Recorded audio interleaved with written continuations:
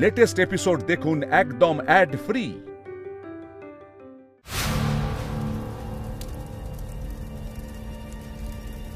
কি ব্যাপার বলতো, ভেতর থেকে কোনো সাড়া শব্দ আসছে না? তাহলে মনে হয় এতক্ষণ সিদ্ধ হতে শুরু করে দিয়েছে।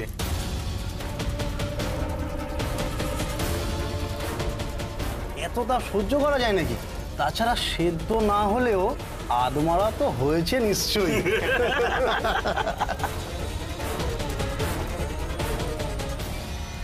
রক্ষা করো মা, রক্ষা করো, রক্ষা করো মা গো, রক্ষা করো। এ কি সর্বনাশ হচ্ছে বাড়িতে মা, একটার পর একটা অঘটন ঘটেই চলেছে। আমার মন যে মানতে চায় না, গৌরী মিথ্যে কথা বলেছে, ধরা পড়ে গেছে বলে ও চিঠি লিখে চলে গেছে, এটাও যে বিশ্বাসযোগ্য নয় মা। মেয়েটা তো তেমন নয়। ও কোথায় আছে, কেমন আছে, কেন চলে গেল কিছুই তো জানতে পারছি না মা। ওর মঙ্গল করো মা, ওর যেন কোনো বিপদ না হয় মা, কোনো বিপদ না হয়।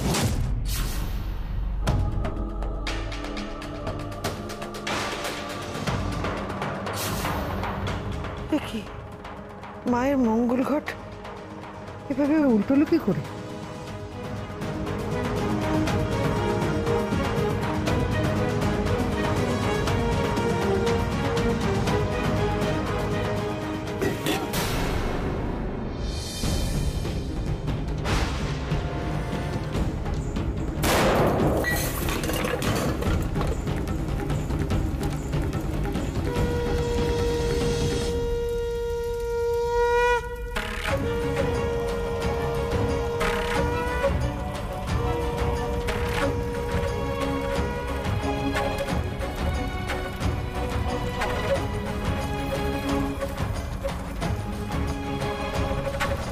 व्याघ्रचर्मम्बराधारे खड्गकर्त्रे करे धारे कपालेन्दे भरे वामे कालिकाभ्यै नमस्तुते नीलोत्पलजटाधारे सिन्दूरेन्दुमुखोदये सूर्यपकृष्ठदर्शने कालिकाभ्यै नमस्तुते कालिकाभ्यै नमस्तुते कालिकाभ्यै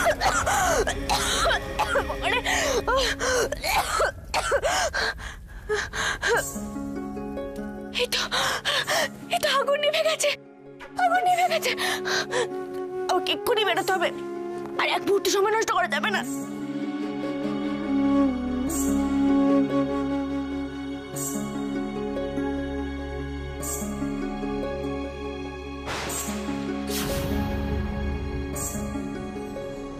এই পায়ের ছাপ অনুসরণ করতে করতে এত দূরে চলে এলাম।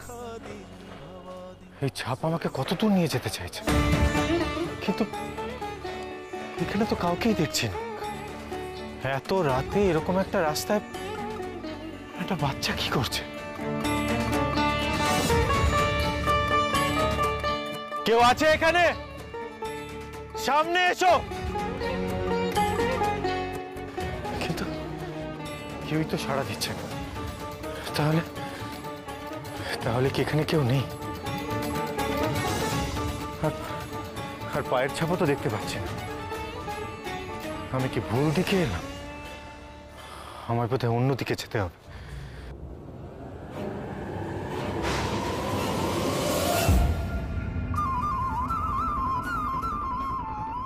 আশ্চর্য, ত্রিশূলটা ভাবে আটকে গেল কেন? মনে হচ্ছে যেন মাটিতে আটকে আছে।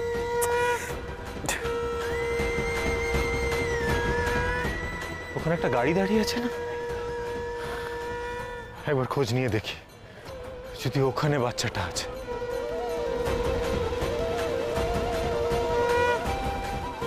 আশ্চর্য, এখন তো দিব্যি ত্রিশূলটা তুলতে পারলাম। তাহলে কি ওখানে আমাকে কেউ যাওয়ার সংকেত দিচ্ছে?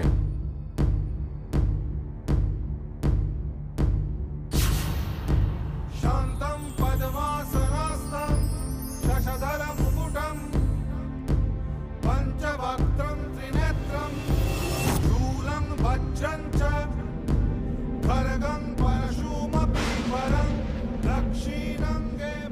এখান থেকে এত ধোঁয়া আসছে কেন? এই তাই তো, এতক্ষণ তো খেয়াল করিনি। এই চল তো দেখি। চল তো।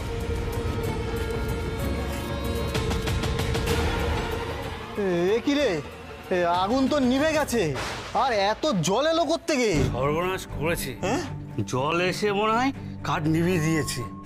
শিগগিরই জ্বালানোর ব্যবস্থা কর। মহাজন এসে যদি দেখছে মেয়েটা মরেনি, তাহলে ওর সাথে আমাদেরও চুল্লিতে ঢুকিয়ে সিদ্ধ করবে।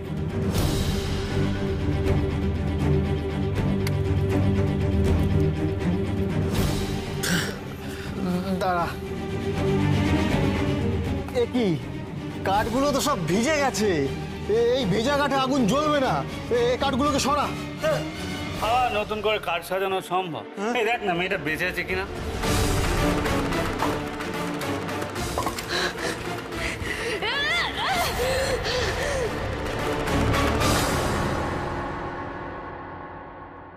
কেউ একটা আর্তনাদ করলো মনে হলো, ওদিক থেকেই তো শব্দটা এসেছে। কেউ কি কোনো বিপদে পড়লো?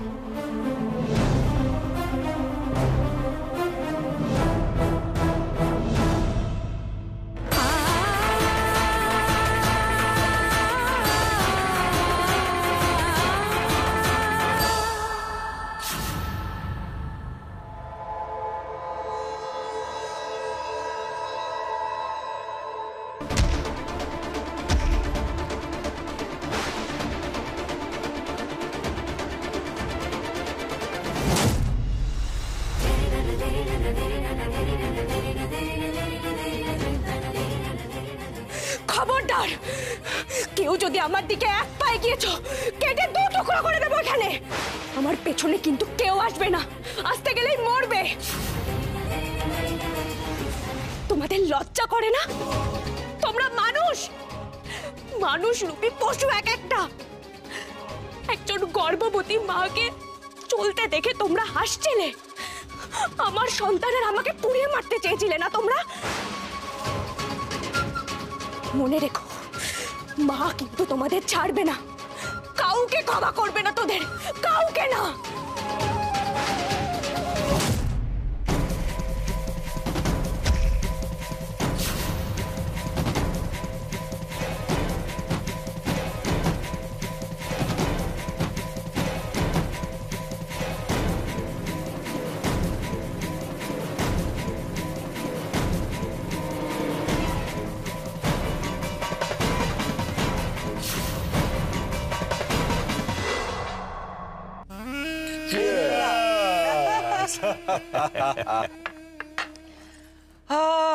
কি শান্তি, কি আনন্দ যে আমার হচ্ছে।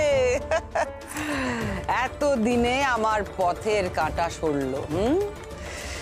কি জ্বালাটাই না জ্বালিয়েছে এই মেয়েটা। হ্যাঁ বাবা, ওইটুকু একটা ছোট্ট বাচ্চা মেয়ে, তার কি মারাত্মক তেজ। সব তেজ এখন জ্বলে পুড়ে শেষ। আমার গায়ে হাত তুলেছিল, আমাকে জেল খাটিয়েছিল, সব এখন কড়াই গন্ডে হিসেব তুলে নিয়েছি। এখন আমার শান্তি। জয় শিব শম্ভু। কিন্তু যাই হোক না কেন, গৌরী যে মরেছে, এই অবস্থায় ওকে একবার দেখা দরকার। সাংঘাতিক মেয়েও, সহজে মরার মেয়ে নয়। আমি এতটা নিশ্চিত হতে পারছি না। আপনি ওসব নিয়ে চিন্তা করবেন না শৈলমা, আমার লোকজন সব ওখানে আছে, আর ওরা সবাই অসম্ভব দক্ষ।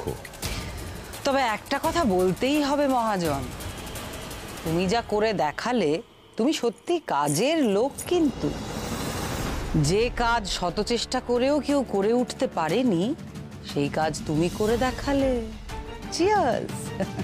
আর আমি না না শৈল, তুমি বোধহয় ভুলে যাচ্ছ। মানে আমি তো গৌরীকে আঘাতে আঘাতে দমিয়ে রেখেছিলাম না। আর আমি তো ঈশানকে যদি না মারতাম, তাহলে তোমাদের কাজটা তো এত সহজ হতো না। আমি কিছুতেই বিশ্বাস করতে পারছি না। এটা সত্যি হতে পারে না। গৌরী কখনো এমন কাজ করতেই পারে না। ওই সন্তান আমাদের শানের ছাড়া অন্য কারোর হতে পারে না। কি যে ঘটছে না বাড়িতে। আমি তো ভেবেছিলাম গৌরী হয়তো ভালো আছে, কিন্তু এমন হলে আমি সত্যি ভীষণ ভয় পেয়ে যেতাম। মহাজন, তুমি বাড়ির পুরো পরিবেশটাই বদলে গেল। ভালো লাগে না আমার। আমি আর শৈলমা মিলে বুদ্ধি কাটিয়ে সব করেছিলাম বলে তো সাপও মরলো আর লাঠিও ভাঙলো না। এদিকে বাড়ির সবাই গৌরী চিচি করছে, আর এদিকে গৌরী বাচ্চা সময় চুল্লিতে পুড়ছে। একেবারে ঢাকি ঢিলিতে একেবারে বিসর্জন, জয় শিব শম্ভু। না না, এক্ষুনি এই খবরটা বাড়ির সবাইকে জানাতে হবে। সর্বনাশ।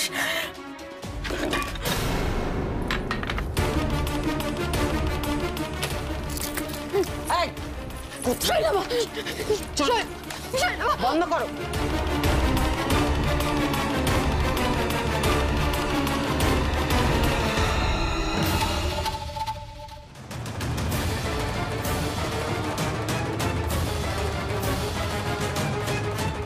তার মানে এই সব কিছু করাচ্ছে আসলে শৈলমা, নিজে এইভাবে আড়ালে থেকে কলকাঠি নাড়ছে।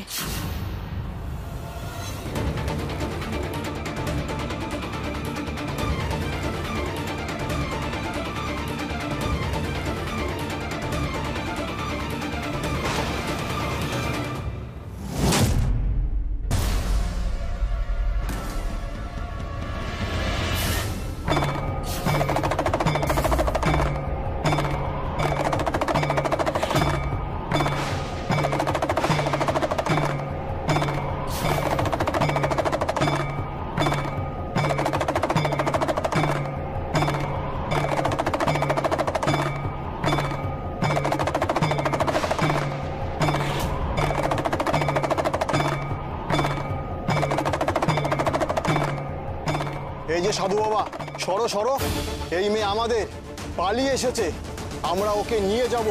সত্যি তো আমি পারবো না। অসৎ পথে চললে সেই পথ আগলে দাঁড়াবে এই মৃত্যুঞ্জয়।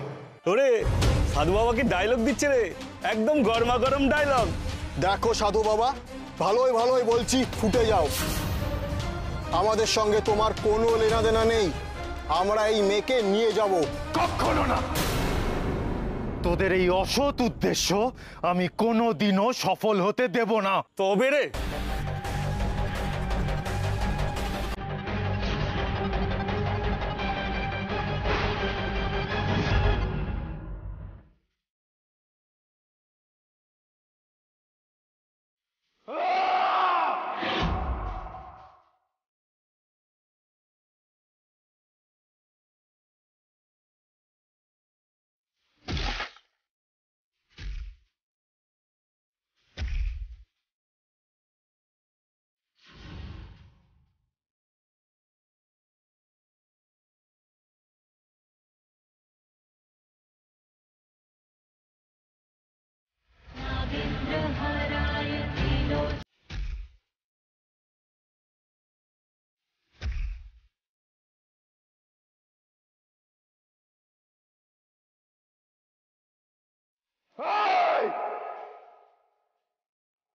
পালাচ্ছিস কোথায়? দাঁড়া।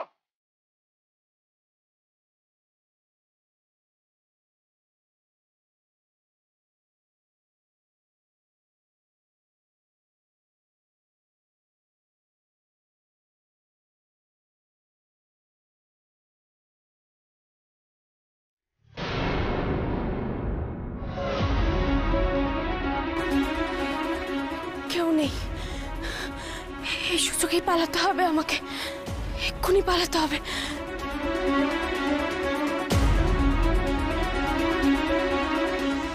এই ওদিকটা দেখতো।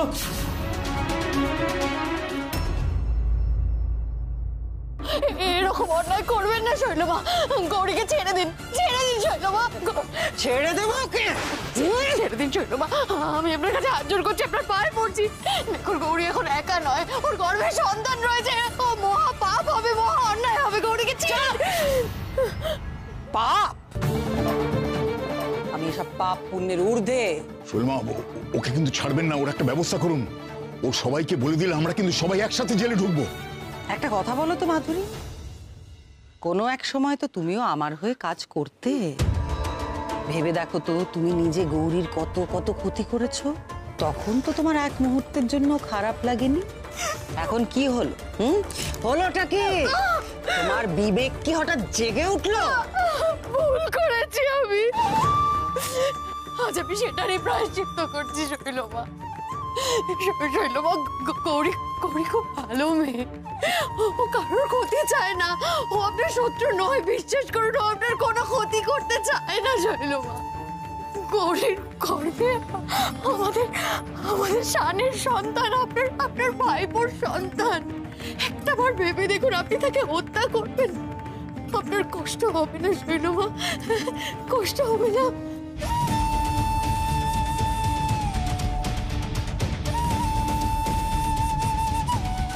শৈল, শেষ করে দাও ওকে, শেষ করে দাও। ও বেঁচে থাকলে কিন্তু মুখ খুলবে, আর মরা মানুষ মুখ খুলতে পারে না। শৈল, কেন ভাবছো? শেষ করে দাও। সবাইকে বলে দেবো, আমি সবাইকে বলে দেবো সত্যি কথা। আমি তোমাদের এই কুকীর্তির কথা সবাইকে জানিয়ে দেবো।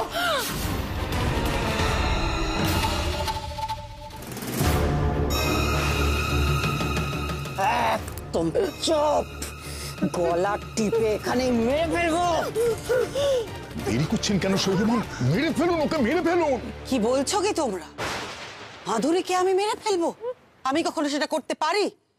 আমি কি জানি না ওর দুটো মেয়ে আছে? আমি কি জানি না ওর সবে নাতি হয়েছে?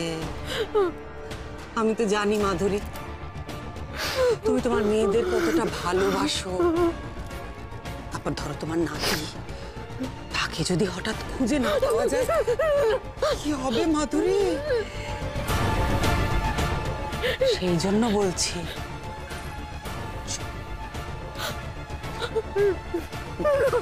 ওদের কোনো ক্ষতি করবেন না, দয়া করুন শৈলমা।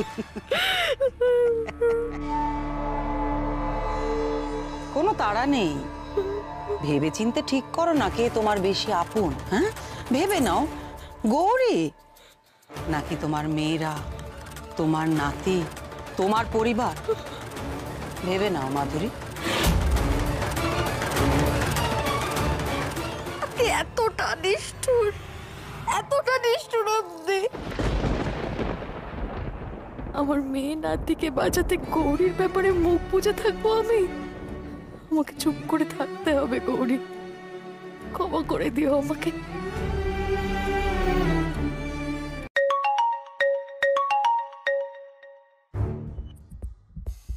হ্যাঁ বল। হ্যাঁ, কি বলছিস? কি? আসছি, এক্ষুনি আসছি, এক্ষুনি আসছি। কি হয়েছে? সব বলছি, আমাদের এক্ষুনি বেরোতে হবে। আমাদের কি হয়েছেটা কি? আচ্ছা, যেতে যেতে শুনবো, চলো। এই যে মাধুরী, মেয়েদের কথা, নাতির কথা ভুলে যেও না কিন্তু। হ্যাঁ, চলো।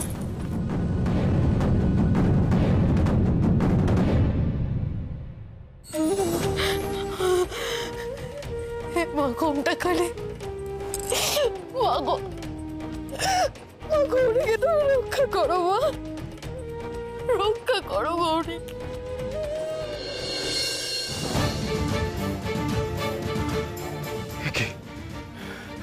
মেয়েটা কোথায় গেল? এর মধ্যে নিশ্চয়ই জ্ঞান ফিরেছিল, তারপরে হয়তো চলে গেছে। লোকগুলোকে তাড়া করতে গিয়ে মেয়েটার মুখটা পর্যন্ত আমি দেখতে পেলাম না। কিন্তু মেয়েটাকে ওই লোকগুলো তাড়া কেন করছিল? মেয়েটা কোথায় আছে, কোথায় গেল কে জানে।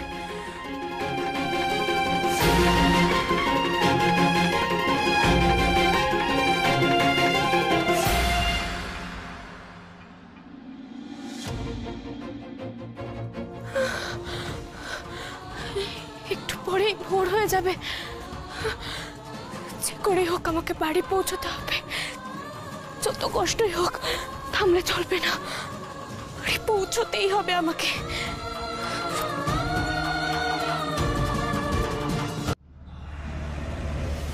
মেয়েটা পালিয়েছে, না হলে আজকে ওর ব্যবস্থা করেই দিতাম।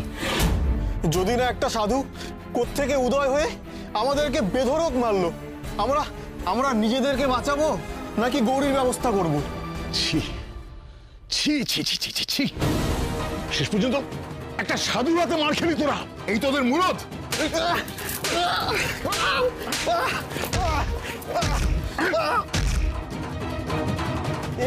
এ সাধু যে সে সাধু নয়, এ যেন সাক্ষাৎ মহাদেবের রূপ।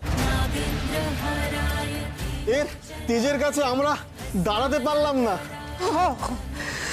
আবার পালালো, আবার পালালো। একটা কেউ কাজের নয়, সব কটা অপদার্থ। পালিয়ে আর যাবে কোথায়? ফিরতে তো হবে বাড়িতেই।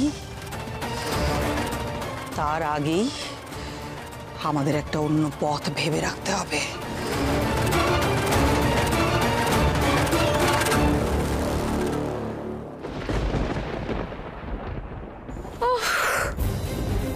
মাগো, আর পারছি না, আর একটুখানি যেতে হবে, কিন্তু এতটুকু ক্ষমতা নেই আমার। সামনের গলিটা গেলেই হয়ে যাবে, তারপরে বাড়ি পৌঁছে যাব।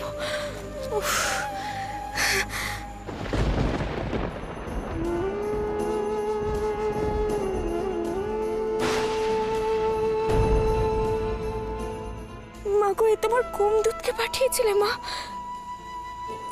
যে আমাকে আর আমার সন্তানকে রক্ষা করেছে। তার যেন ভালো হয় মা। তাকে আমি চোখে দেখিনি, কিন্তু তার যেন সব ইচ্ছে পূরণ হয়।